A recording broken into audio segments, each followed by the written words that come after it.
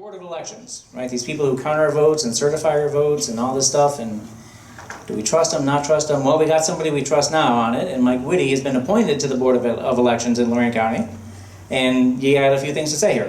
Thank you very much.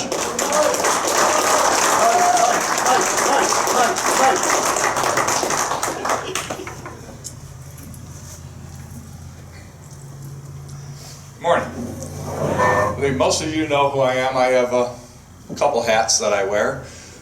One is that my wife and I are the landlord of this property, so we can hold these meetings. I'm also the representative, your representative on the State Central Committee for the Republican Party in Columbus.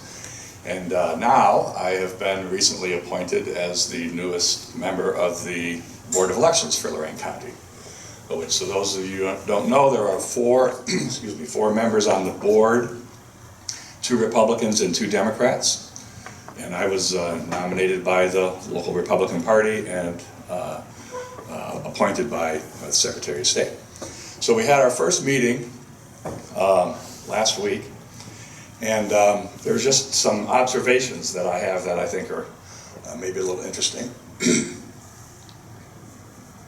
Does that move when you push? Oh, hit the right arrow. Oh, right arrow. I pushed the down arrow. Oh, I'm sorry, page down. There you go. Yeah, you got it, okay.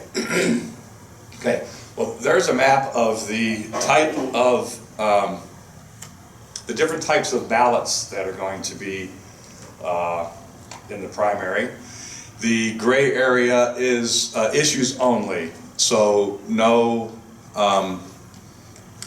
partisan primary for the Republicans or the Democrats.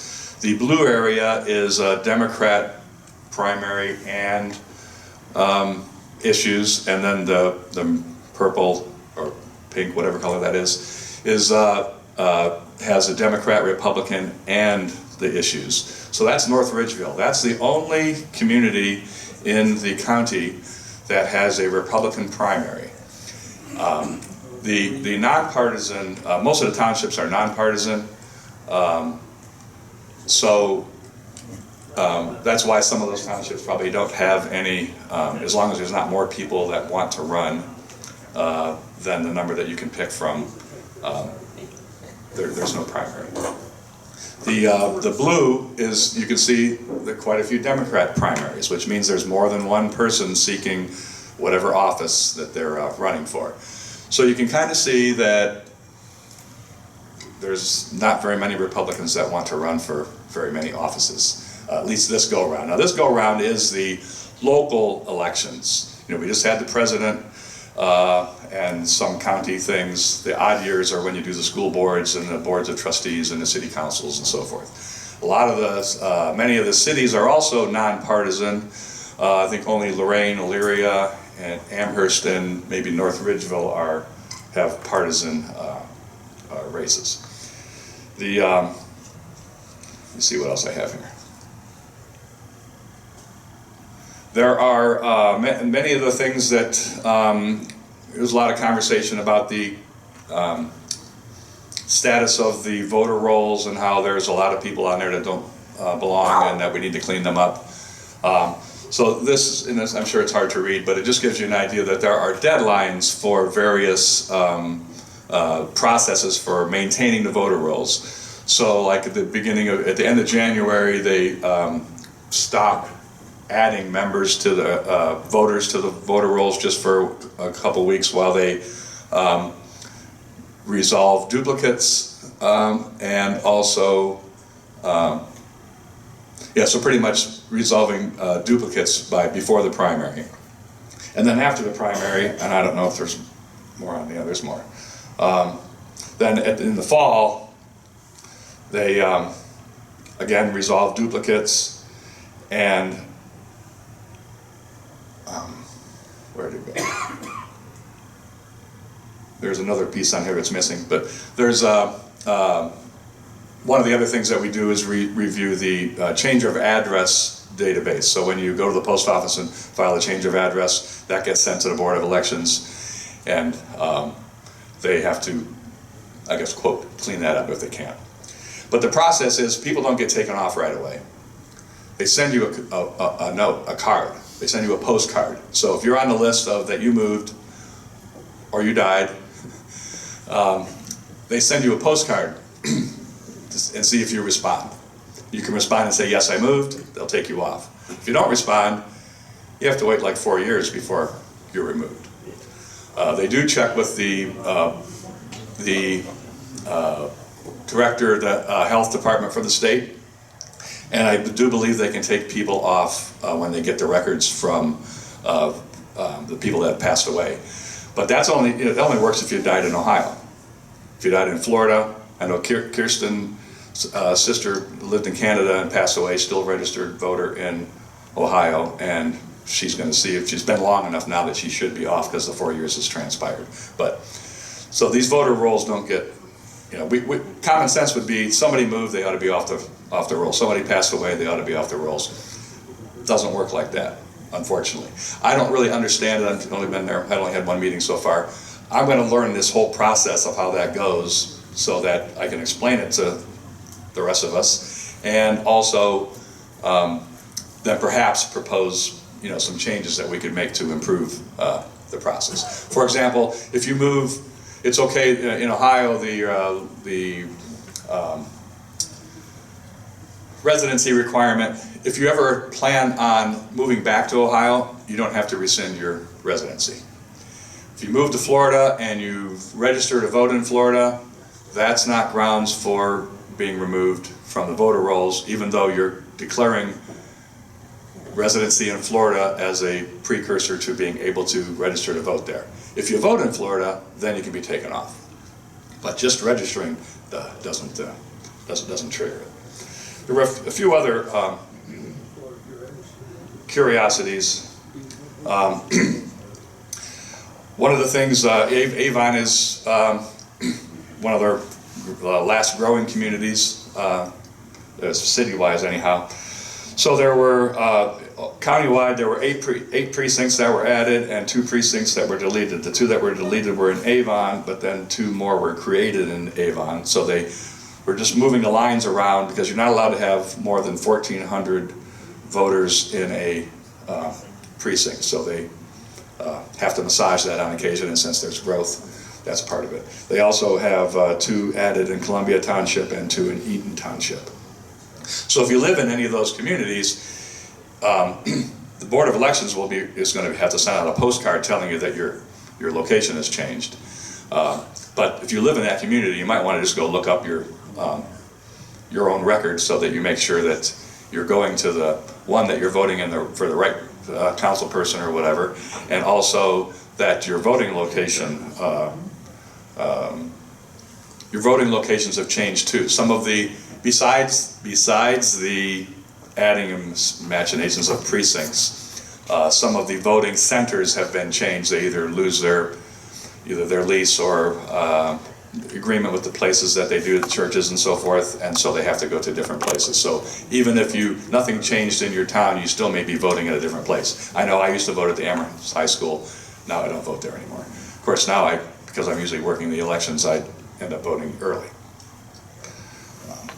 And then we did have our first executive session in my first meeting, so I got the trial by fire or whatever. One of the things that the board does is to approve the petitions that the candidates submit. So you need 25 or 50 or, depending on the office, maybe more signatures on a petition for people to, so you can get your name on the ballot. There were several,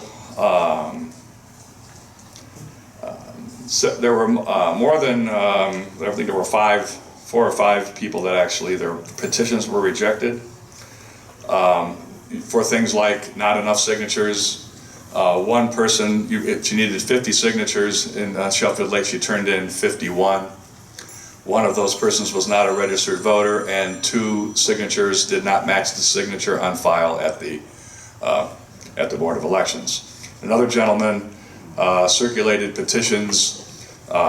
He states that he and his wife went door to door together, but only one of them actually went up on the porch. The other person was standing within eyesight. But the way they filled out their petition was that they put that they both signed it, and he acknowledged witnessing 15 signatures, and she acknowledged witnessing 9.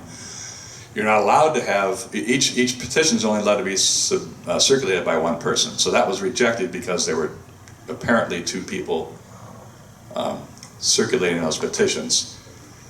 We did have a request for a hearing from both of those 2 candidates, and so we did grant them a hearing. Couldn't have the hearing then because you have to have notice of the hearing, so we had to schedule the hearing for next week. And they can come and bring whatever evidence they have that would try to convince us that they belong on the ballot. I think the good news is that the board does try to err on the side of ballot access. So there are things, some signature things that are on there that, if someone didn't sign a particular part of it, they may be able to, they would overlook that. One of the things, for example, is you have to write the number of signatures that are on that form that are valid. So you can cross off, if you know someone's not a registered voter, you could cross their name off before you submit.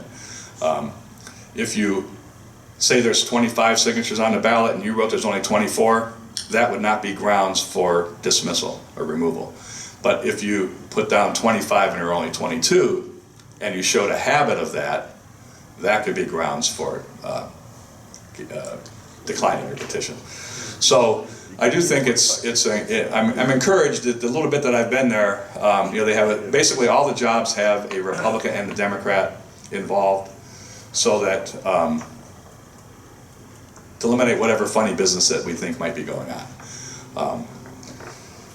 There was one other thing, just for example, this kind of showed, or the map kind of showed that, we should probably get more Republicans to run for some of these offices. There's an office in Sheffield Lake that the incumbent decided not to run.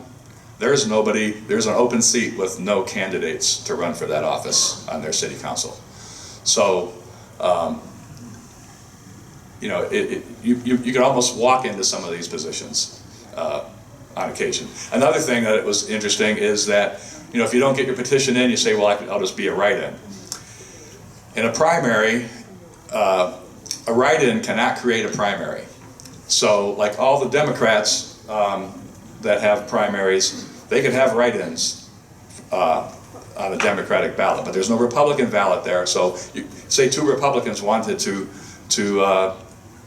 apply for a position as a write-in.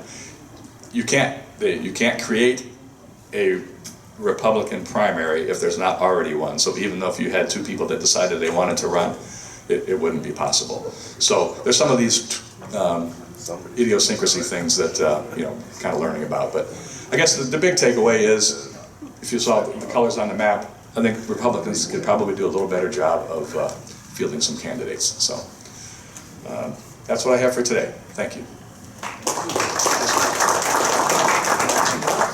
The 4-year requirement.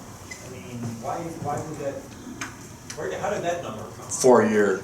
You said that you can't remove somebody for 4 years. I don't understand all of that yet, but it's part of the vote. Basically, you have to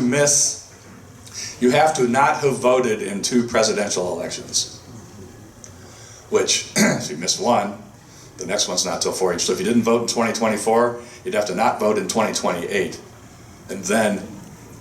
And be on the list of moved, then you could be removed.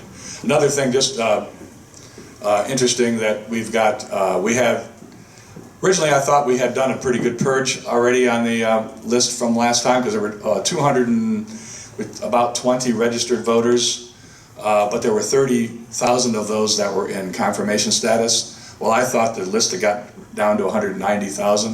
It's 190,000 registered voters, which is the same list, basically the same number of people that were on the, if you add to 30,000, you're back to 220.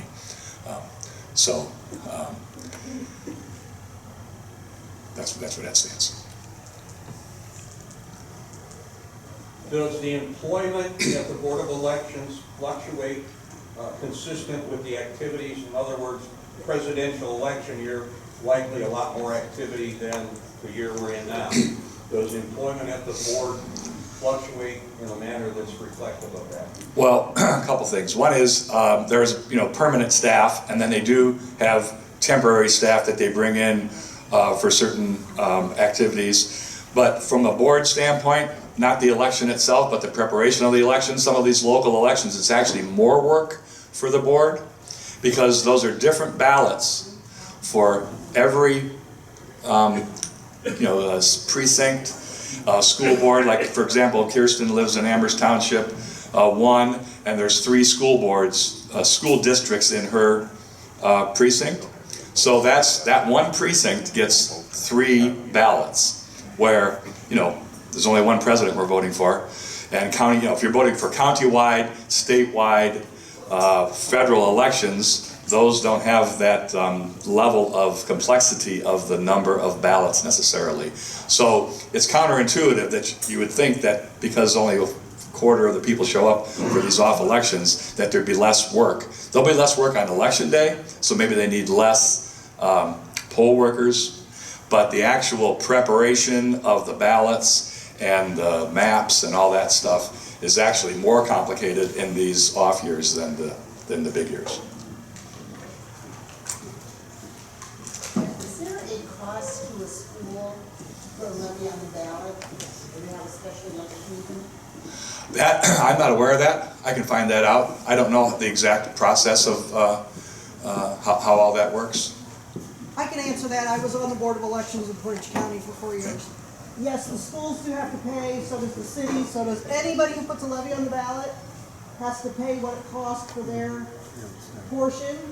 And the county commissioners can create a special fund, so that money that they pay goes into that fund, so that when the Board of Election needs to buy new things, they can take it from that fund. Otherwise, that money goes right into the general fund. So we had to fight the commissioners in Portage County to get that special fund made, but we did do it. So, but yes, everybody who puts an issue on the ballot, except for the president, the governor, that kind of stuff, has to pay. So for the live stream, the answer is that yes, to get on the ballot, there is a fee is required. Okay, thank you. One more? This concerns Erie County, but I'm sure it's happening in Lorraine County.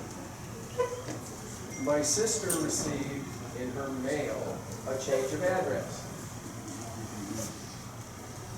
A lady had done a change of an address to B&B and Board of Elections to my sister's home. My sister still lives there. So I went to her apartment complex and I said, what's going on here? And she goes, I don't know. We've had more than a few people stop in and give us these. So I contacted B&B. Took it to them. Said, my sister still lives there. What's this? She said, and I quote, well, I'll ask my supervisor if they want to forward this along. I said, is your supervisor here? No, not in today. I contacted the Erie County Board of Elections and said, my sister received this in her mailbox. What do I do? I'm not sure. Well, And then I said, well, the apartment complex said that they've received more than a few of these. And are these false? Is this a mistaken address? What is this? I don't know. Why don't you bring it to us? yeah, basically, if you can't get any satisfaction by just having a conversation like that, then that would be a situation where doing a formal challenge would be appropriate because you have verifiable evidence that that person does not live at that address. One of the problems with getting people removed is we say things and we know things perhaps. We know that person moved to Florida, but how do we prove they moved to Florida or whatever? So, but somebody living at your address, clearly you would have knowledge if they're not living there, and that would be something I would bring up as a challenge. Thank you.